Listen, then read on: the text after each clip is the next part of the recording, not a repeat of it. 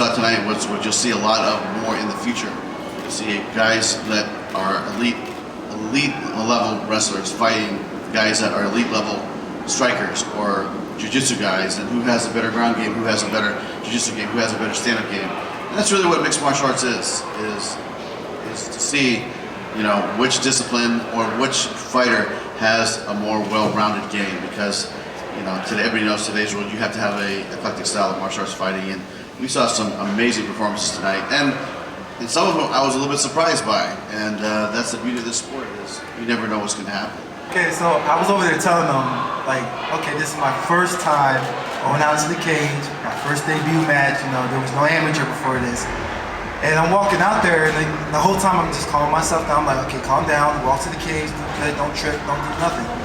So I make my way into the cage. And like, all of a sudden, I got everybody standing there, I felt nice and comfortable, and then everybody just leaves. I'm like, this is my first time ever being in the ring by myself with somebody else. So they closed the gate. I'm like, they locked it. So, you know, I'm trying to check it. I'm like, okay, it's just me, him, and the ref. I'm looking across the cage at this cat. I'm like, oh, this is a fight. It's on right now. We're not shaking hands or nothing. So I'm like, as soon as I came out, it's just like, and then he's looking at me, I'm looking at him. I'm like, I guess we do this. Before I go, Ed, Tyrell, you know, these guys are making their debuts. Not, like he said, he don't have any amateur fights. He's making his debut at Mohegan Sun in a sold-out house like that. Can you imagine making your debut like that?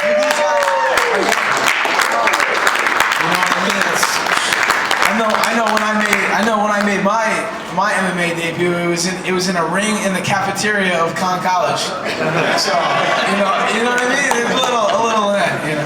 You know, my favorite part about being with Bellator is, you know, they can, you know, take a guy. You know, take any one of us and they give you the limelight for your time.